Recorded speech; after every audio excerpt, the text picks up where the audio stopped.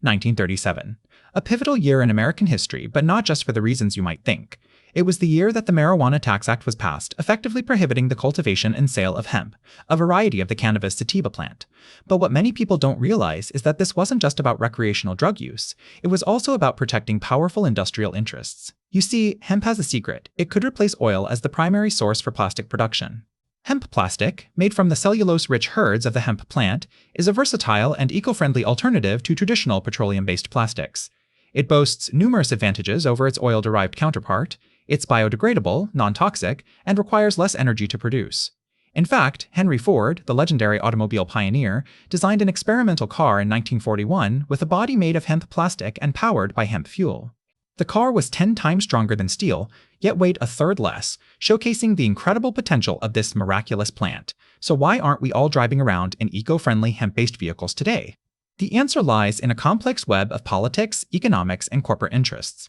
During the early 20th century, the rise of the petrochemical industry led to an increased reliance on oil for various products, including plastics. Hemp plastic posed a significant threat to these powerful conglomerates, which had invested heavily in oil extraction and refining. By lobbying government officials and spreading misinformation about hemp, these companies successfully demonized the plant and quashed its potential as a viable competitor. The suppression of hemp plastic is just one example of how innovation can be stifled by those who stand to lose from its success. But the story doesn't end there. Today, visionary scientists, environmentalists, and entrepreneurs are once again championing the cause of hemp plastic, hoping to usher in a new era of sustainable manufacturing. Companies like Hemp Plastics Inc., Biotech Environmental, and Planet Plastic have developed groundbreaking technologies that turn hemp fiber into everything from automotive components to consumer electronics cases. As we continue to grapple with the consequences of our addiction to oil, the allure of hemp plastic grows stronger. This remarkable material offers a glimmer of hope for a cleaner, greener future, one where industrial production no longer comes at the expense of our planet's health. The question remains, will we seize this opportunity and embrace the potential of hemp, or will we allow short-sighted interests to dictate our path once more? Only time will tell. In this series, The Lost Lab, we delve into the murky waters of suppressed inventions and classified experiments to uncover the truth behind these mysterious tales of innovation gone awry.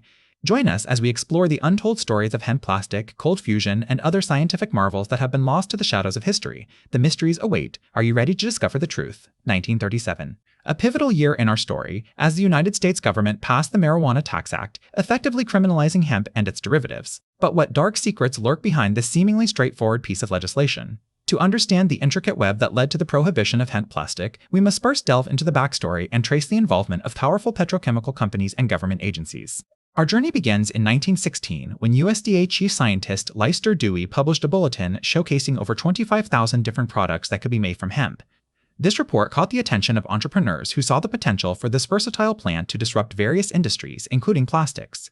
Fast forward to 1935, and we find American chemist and inventor W.H. Billies Durant developing a process to create durable plastic from hemp and other agricultural byproducts. However, the burgeoning petrochemical industry, fueled by oil giants like DuPont, saw hemp as a threat. These corporations lobbied heavily against hemp-based materials in favor of their patented synthetic products derived from fossil fuels. In 1937, Andrew Mellon, then Secretary of the Treasury and a prominent banker with ties to Gulf Oil, played a crucial role in pushing for the criminalization of hemp through the Marijuana Tax Act.